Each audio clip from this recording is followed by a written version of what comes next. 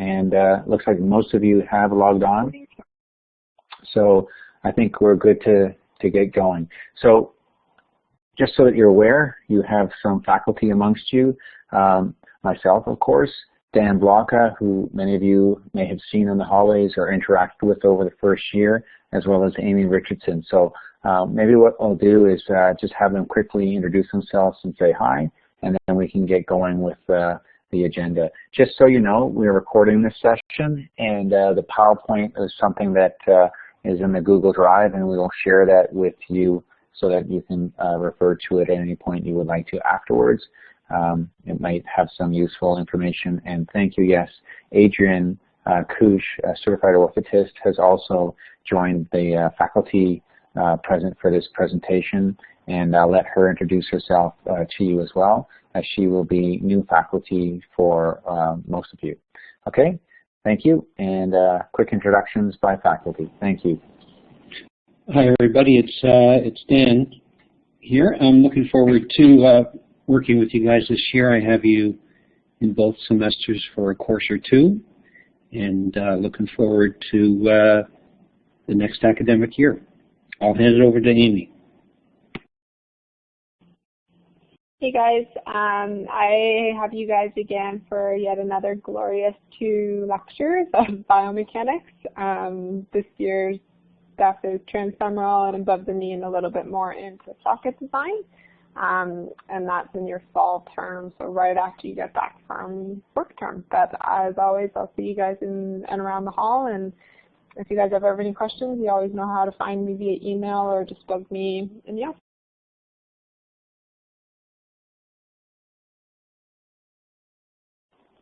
Okay, that might be my turn, I guess. So as Gordon mentioned, my name's Adrian, and I don't believe I know most of you, but I'm looking forward to getting to know each of you, and I'll be working with you guys on fab theory and in the lab, so looking forward to a great year.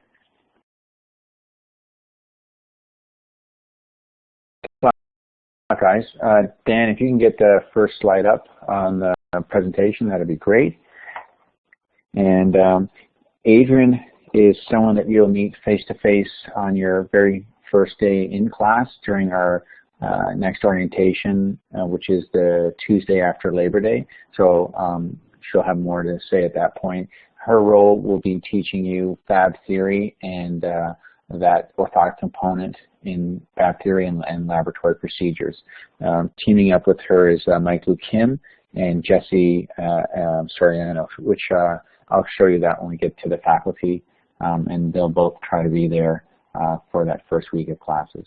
Okay, so moving on to the agenda.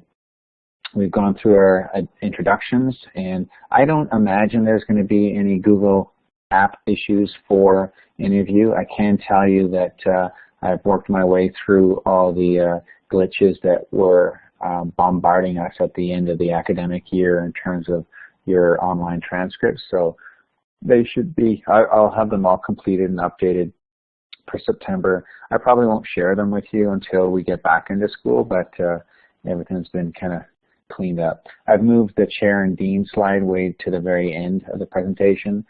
We've got some faculty, text tools, and PPE to get through. Your pre-placement forms are really important to be completed now because they are what will enable you to do your field placements in public facilities. And we can go over more details on the field placements and international placements if people are interested in that.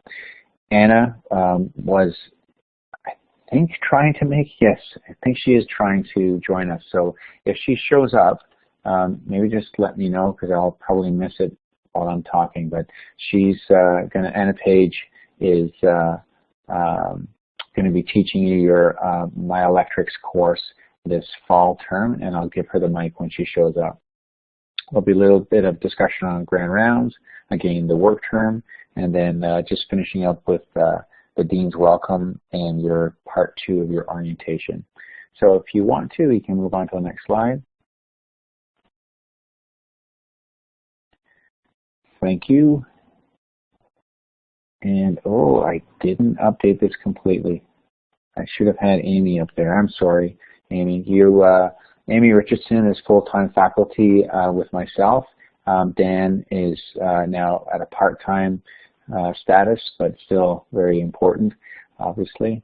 And your lab instructors, as I mentioned, are Michael Kim, covering the prosthetics, and I see that Anna's just joined us. So once I finish this, I'll let her grab the mic.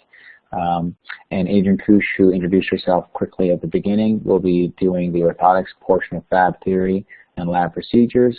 Anna Gibbs, who will introduce herself shortly, takes care of your Monday myoelectrics course, which is just in the fall. And then Jesse Soriano does the afternoon shift in the lab, kind of similar to what Dave Ritchie did for you guys in first year. Okay, so Anna, if you are able to, grab the mic, give yourself a quick introduction, and let the students know what they can expect from the course that you'll be teaching them in the fall. Thank you. Sure. Hi, can you guys hear me okay?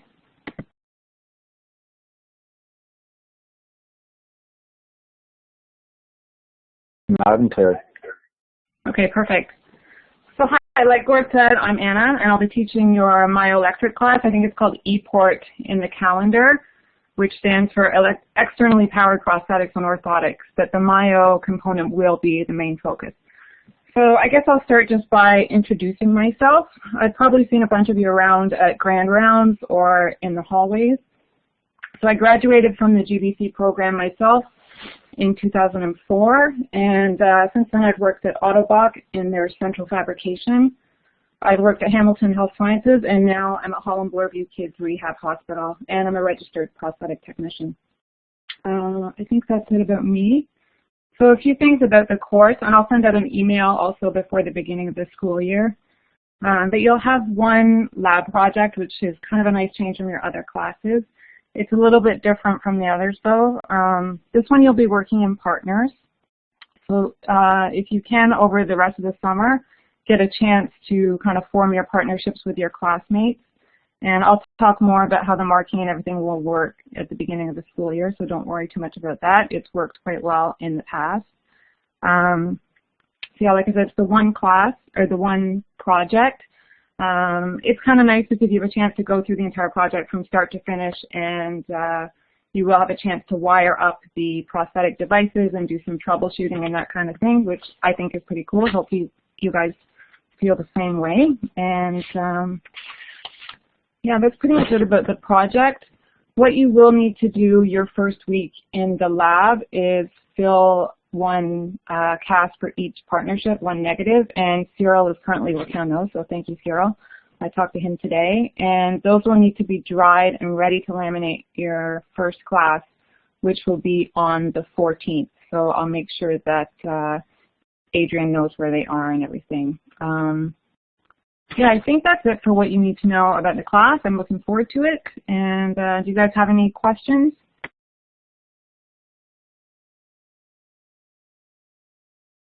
You guys got all that? Thanks a lot, Anna. You're kind of went in and out a little bit on your audio, but just to recap, you've got a pre-modified negative that you'll have to fill in your first week of classes. Adrian will make sure that you are directed to those. And if you have any specific questions for Anna, you can email her directly. Perhaps, Anna, you can just type in your email address into the chat box so that people know your first name, last name, and how to get a hold of you if they have any specific questions. And I will tell you that Anna is one organized instructor. I think you'll enjoy her class very much. Okay, I think we can move on to the next line. Very important. In September, you've got to know how to get back to class. So I thought I'd put this map in here in case you'd forgotten. So if there's no questions, I think we're safe to move on. This hopefully doesn't apply to you, but if any of you have misplaced or lost your photo ID card, you will need to replace that. And that's a $25 replacement fee if that happens. You also need to let me know so that I can make security aware of the fact that you are in need of a new ID badge. So hopefully that doesn't apply to any of you, but if it does, let me know. Okay? and move on to the next slide, please. I see that Anne has put up her email address so that you have a way of contacting her if you need to.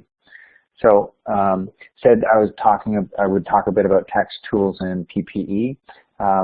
The textbook costs for you guys will be much less than last year, as all you really need to purchase are your lab and fab manuals for the fall and winter term. So it usually comes in under $60 as long as you haven't lost anything.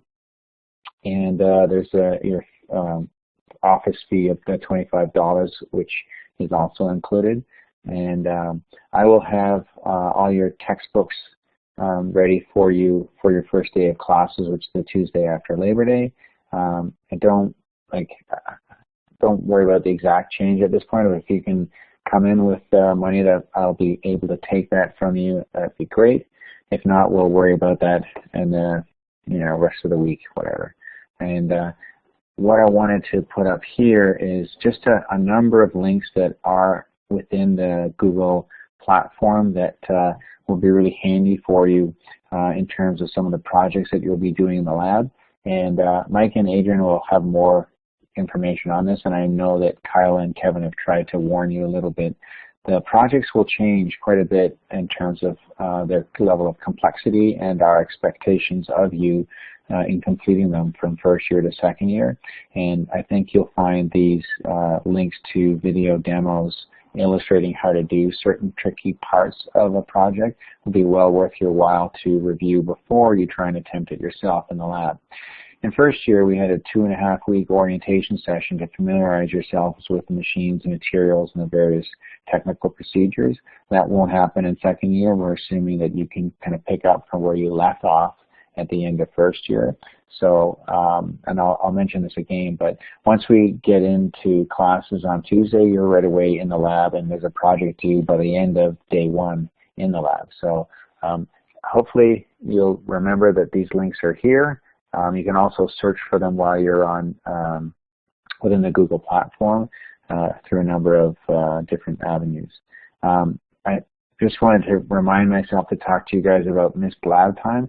As a class, you guys have been really good at trying not to miss lab time. It is difficult to give that back to you, and if it does happen, it happens with a note, and the only person that can approve you for lab time for whatever or any class time that's missed would be myself. So make sure that you email me if you are requiring lab time, and then I'll make sure that if it's a legitimate reason for losing that lab time, that we can try and get you back that lab time before the project is due.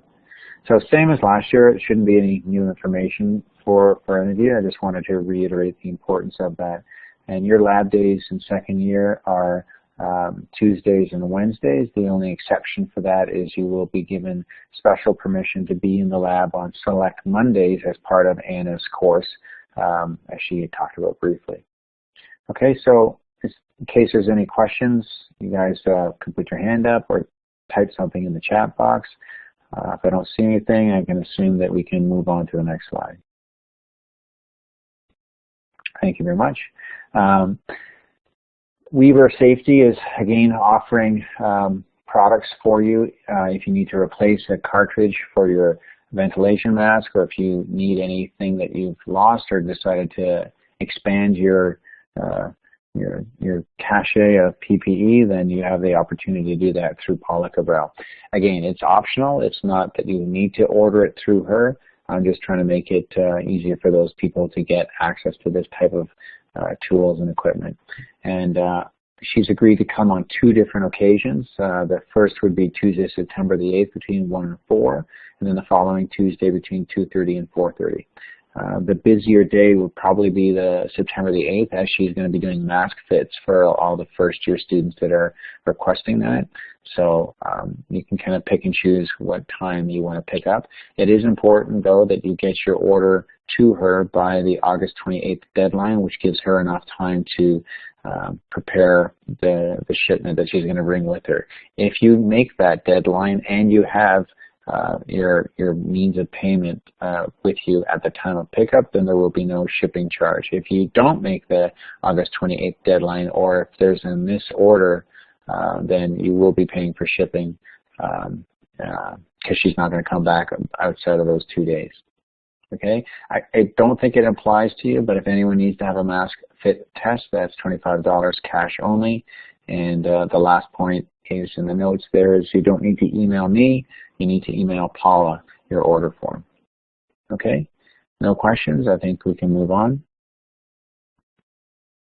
Thank you. The next slide deals with grand rounds. And there's a link here that Dan can go to.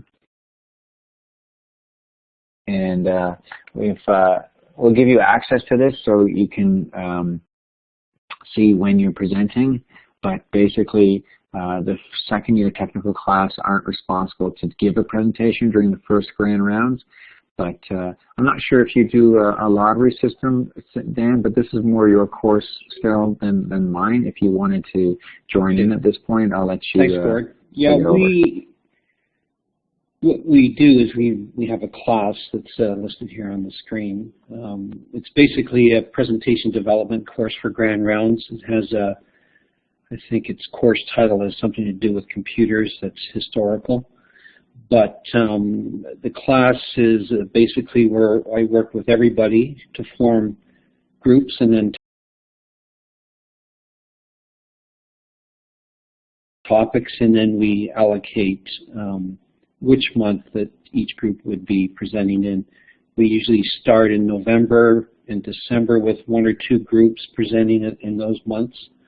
But formally, all presentations are presented as part of a course and marked as part of a course that also includes a website that goes along with the presentation and a document paper that's submitted as part of the course.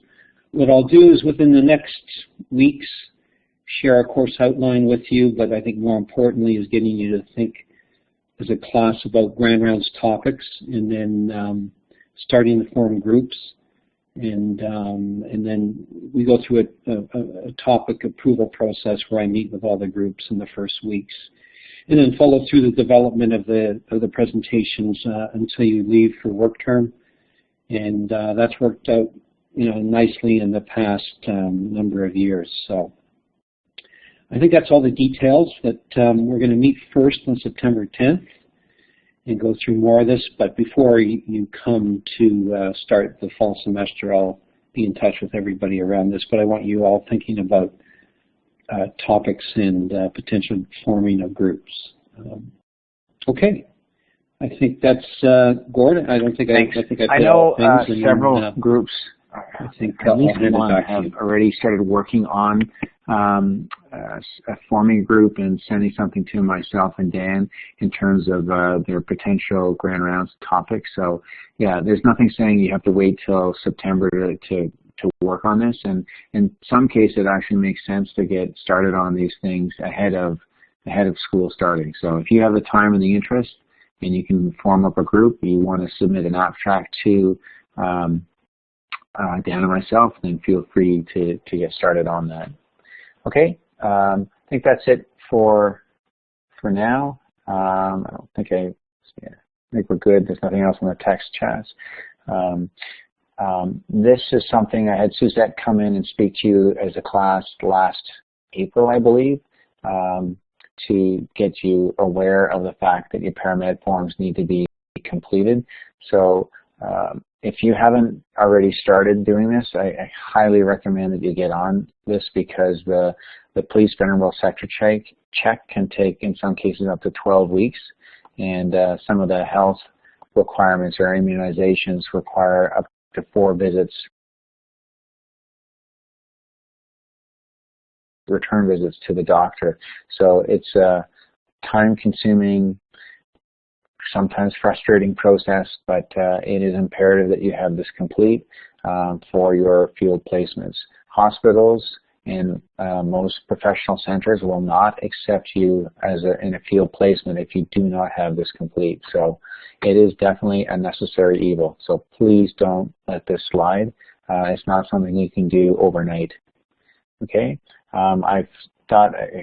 Sorry. Next slide, please. I thought I would paste in some of the information that she's provided previously, just as a reminder to you, all the steps and all the things you should be aware of to make it easier for you to complete the Paramed Health form.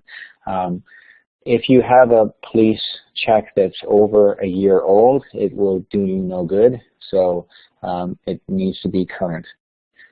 Okay, next slide, please.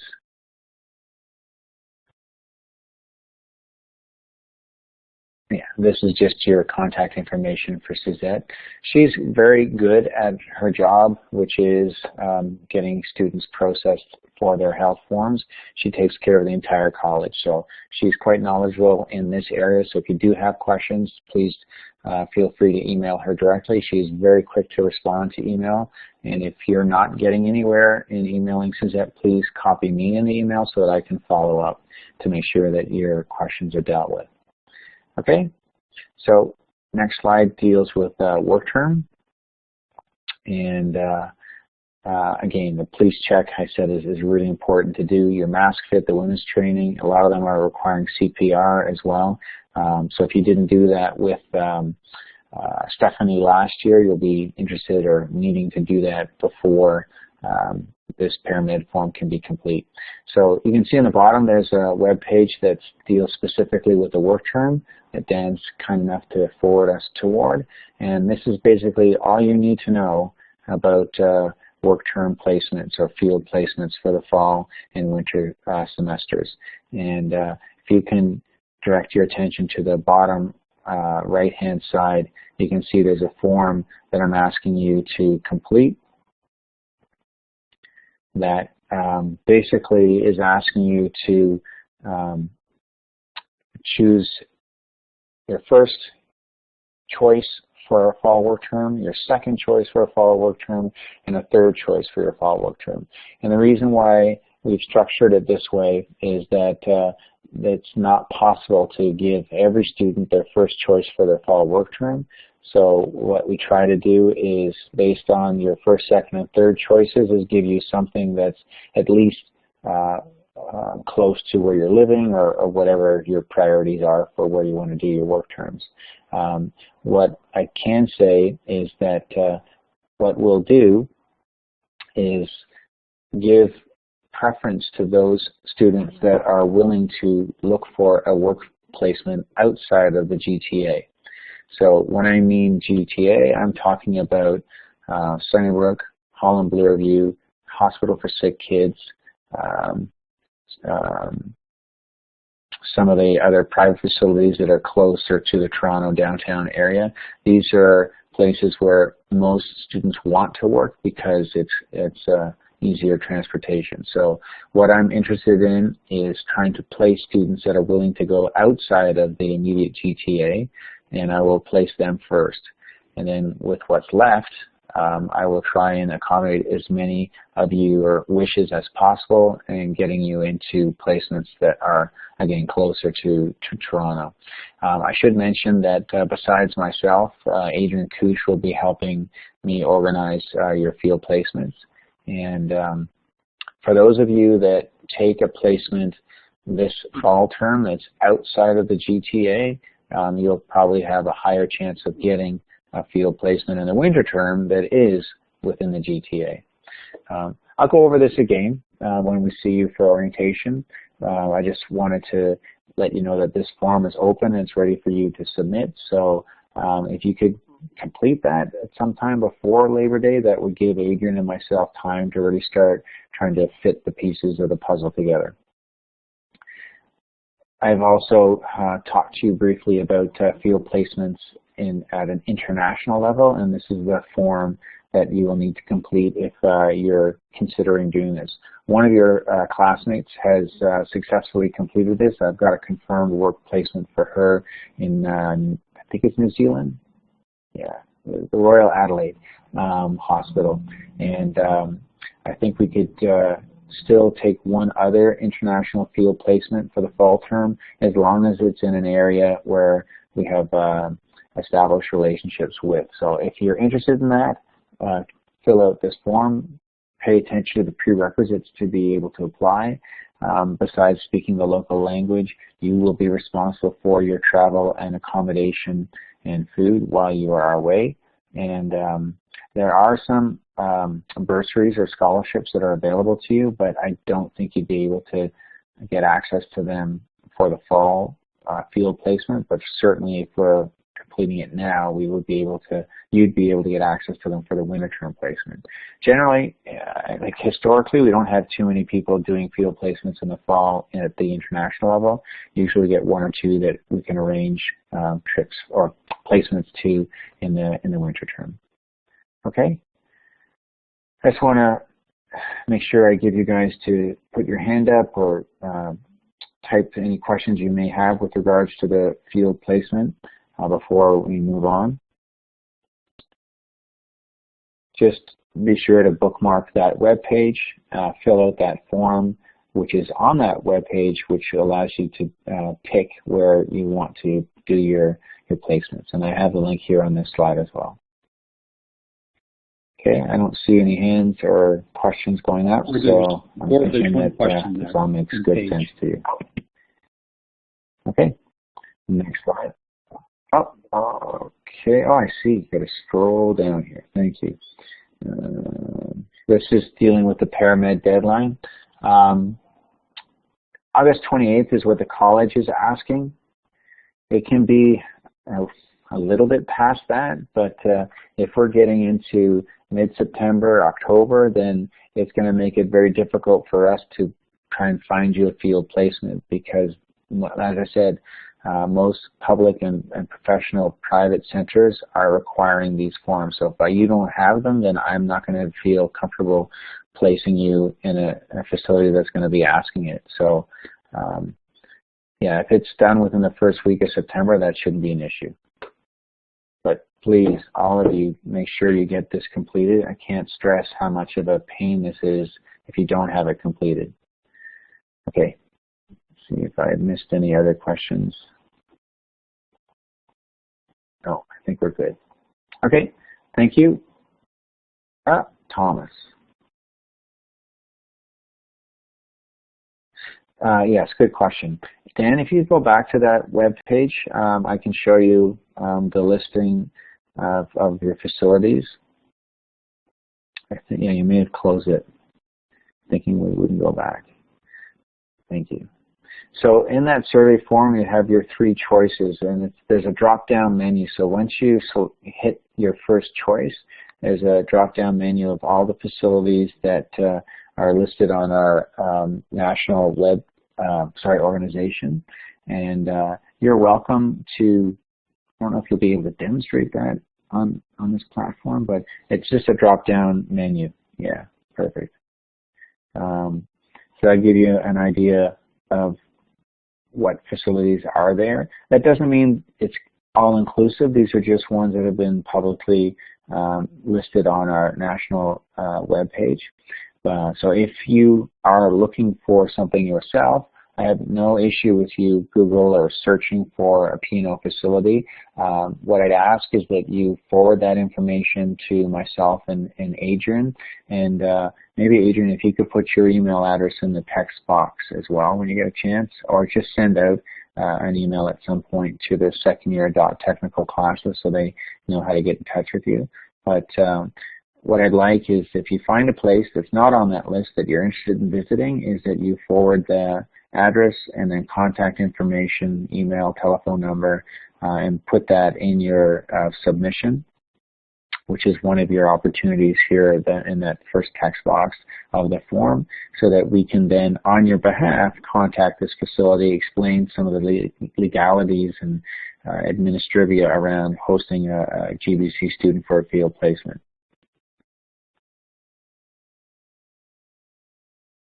Okay.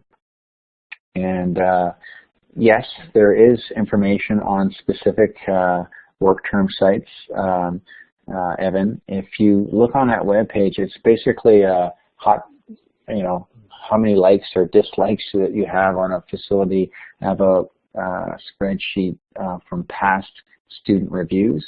that will give you an idea of what type of work, what their work environment is, how busy they were, things they liked and didn't like about their various field placements. So I'd urge you to check that out when you're deciding on which sites to go to.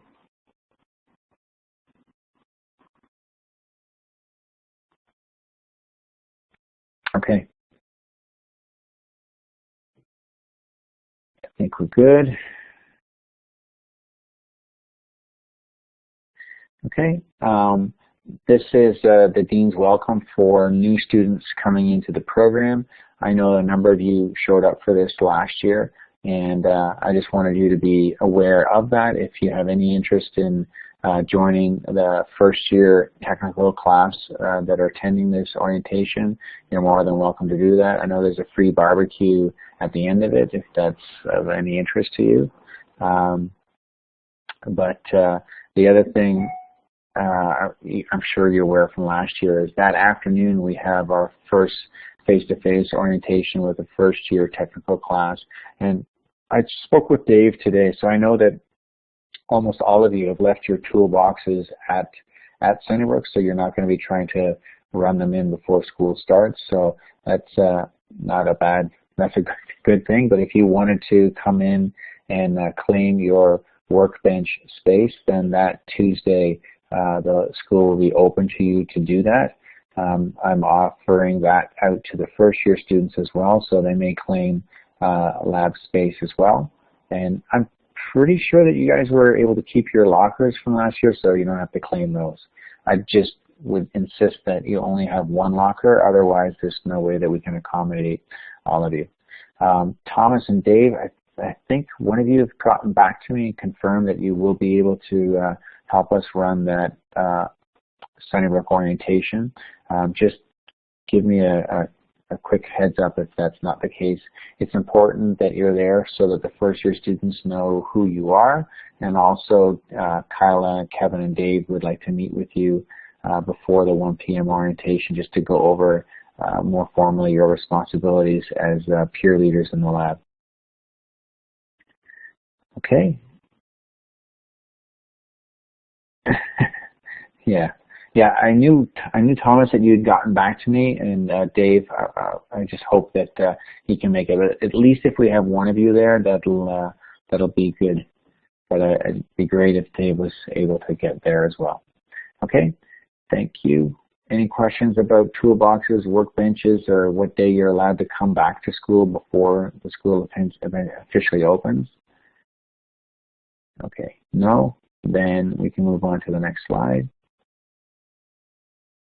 So, as I mentioned, your first day of classes will be the Tuesday after Labor Day, and Labor Day is a bit later than most years, so you get like an extra week of holiday, but don't show up on Tuesday, September the 1st expecting it to be first day of classes. That's our first year tech orientation day. So your first day of classes is the following Tuesday on September the 8th. You'll be meeting Adrian for the first time in UG76, the classroom, and I'll be there to hand out textbooks and say hi to you guys. And I noticed I misspelled Adrian's name. That's pretty bad. I apologize. Thanks for fixing that. So as I mentioned, that first get-together will include your first Fab Theory lecture, which will be introducing the first projects you'll be doing in the lab that day. It's important that you have your tools and PPE because you'll be starting on your first project, which I had mentioned is due at the end of that first lab day. So come back prepared and ready to go. Next slide, please. This should be more reminder than new information for you, but you need to register for second year fall and second year winter terms. You have a non-refundable $500 deposit, which I hope all of you have made by June the 15th, and the remainder of your tuition is due August the 10th for non-OSAPs and August the 21st for OSAP recipients. And they're going to crack down on those late fees. So make sure that you get your payments in on time. And don't forget to check your georgebrown.ca email so that when they send out those reminders for registration and tuition payments, you get them. Okay. If there's any questions about that, let me know. And I think we can move on to the next slide, which is just final questions and issues. So web-based StuView registration has been open as of July the 20th. You just log on to your StuView and make sure you register and pay your tuition. I put a reminder up here that there are some rewards that are available specifically for prospect orthotic students, and I urge you to complete those forms so that you are able to take advantage of those. And I just have to check a message that just came in.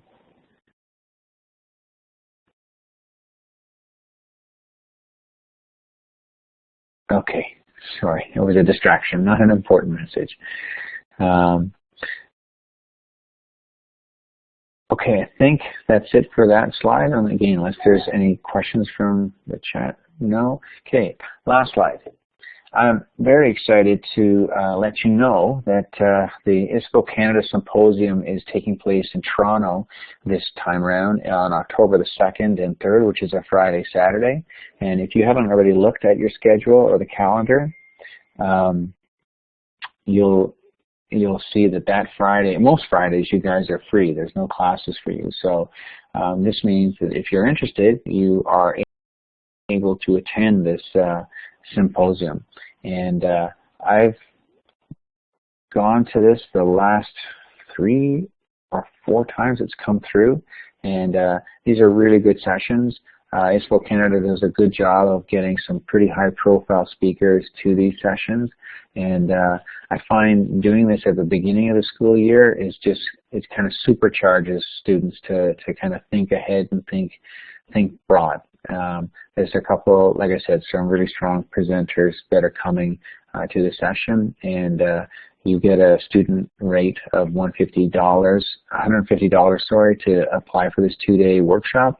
And if you've gone, or if you log on to the registration link below, you'll see that there's an opportunity for sponsorship. Now, let me just explain what that means. It means that past alumni of GBC that want to will sponsor a student, and they'll basically make a donation towards all GBC students. So once that final is tallied, which usually doesn't take place until after the symposium concludes, the ISPO Canada treasurer sends me a final tally of how much sponsorship money has been donated to GBC students, and then that's split equally amongst those people that have attended that session.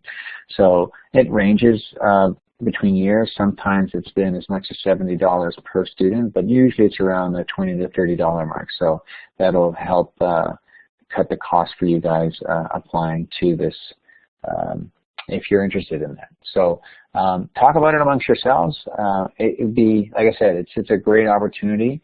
The first-year clinical students have also been invited to this. They've arranged their schedule so that they are free.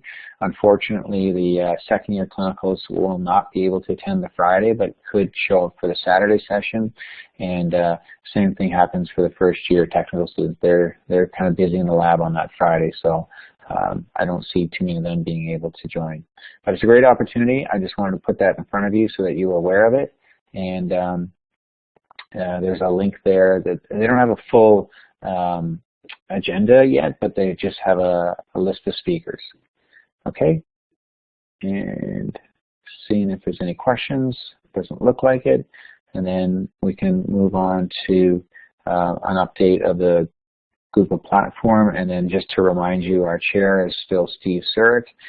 He's in control of the 3 different departments, of which 2 of them are our programs. And next slide will show that more clearly. Right, so we live in the School of Health and Wellness, and you can see in the side the blue box, that's where our 2 programs are contained. And if you weren't aware of it already, we are a very small program in the scheme of all those included in George Brown College. But I will say that right up to from the president on down, our programs are ones that the college is quite aware of and is enviable in many ways because of our uniqueness for sure, and our ability to be housed within a fully functioning hospital. Okay, that's it for that. Just in case there was any Google issues with regards to forwarding GBC or georgebrown.ca email addresses, I'll let Dan speak for a bit. Thank you. Okay, just these are things that you, I think, are all aware of. Your group address now is changed to secondyear.technical@gbcpndo.com, and you should see the calendars that you would expect to see, the second year technical calendar and the general GBC dates. I'm just going to scroll. I'll come back to the issue around the @georgebrown.ca address, which you all have, and the importance of checking that. I think with Google Apps, the only things that I wanted to make sure you're aware of, and I'm sure all of you are, is how the login screen keeps changing with Google as they update things. And the one thing that I've come across with students is sometimes they get crossed with various Google accounts they may have. And often you have a login screen looking like this where you can log into multiple Google-based accounts. The only thing you have to watch is making sure you don't get them mixed up and looking at the wrong screens. And this happens from time to time. The app menu now has changed. You can sort of move these apps around the way that works best for you after you log in and you go to different apps. Again, you guys know that the main ones we use are Mail, Calendar, and Drive, and also Sites. I'll just mention, too, that in the last year or two, they've added specific apps for docs, sheets, and slides. And there really isn't anything to note there except that when you're in a document or a presentation file or a spreadsheet, that they're all located in your Drive, but also you can go to them separately in different apps. And here's one example here. If you click the top left icon here while you're in a doc, it'll take you actually to a docs menu, not the Drive menu. And if you're looking to go back to the Drive menu, you have to click that icon here and you'll get the drop-down box to go here. So it's just some students in the past year have been mixed up a bit by this. I think the key thing for all of you, and you know this already, is really organize your Drive, in a way that works best for you. I don't have a slide here, unfortunately, but I think that's really important, especially when you've got so many shared online docs and working with so many different files. Okay, that's all I have to say about Google Apps in terms of things that I think that I felt I should highlight. The last three slides here are just making sure, Gord can come back to it, how important it is for you to check in on your @georgebrown.ca address. Various administrative emails, registration-based emails come to you to this address only. So logging in at this web link that's at the bottom of the slide is important, in logging on with your George Brown username and password.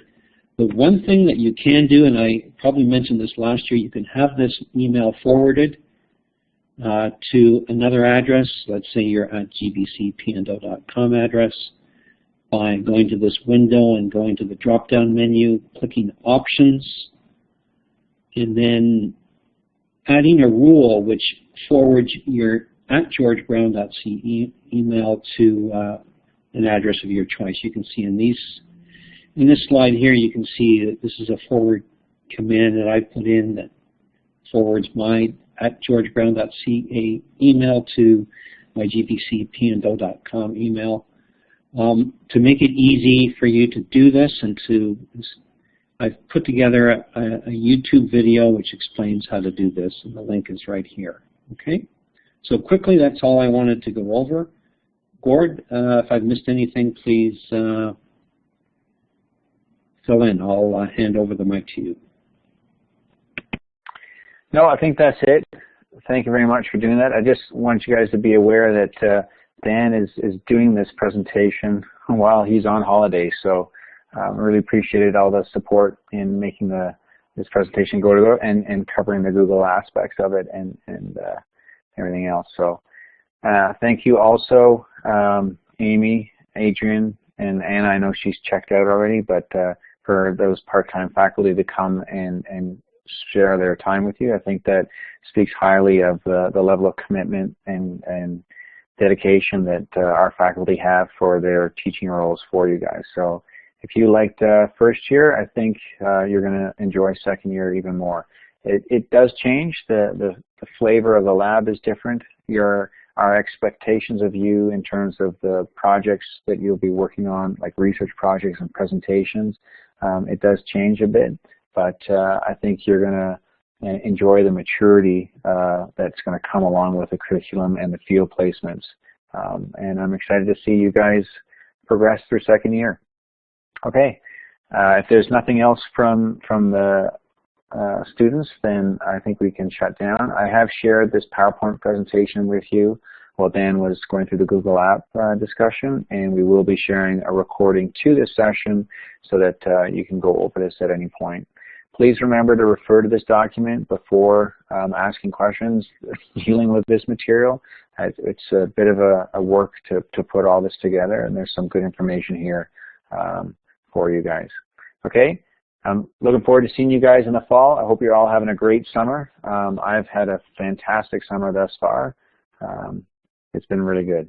Okay, have a good night, everyone. And I'll leave the chat room open if there's things you guys want to talk about for a little bit, but the formal presentation is done. Thank you. Have a good evening.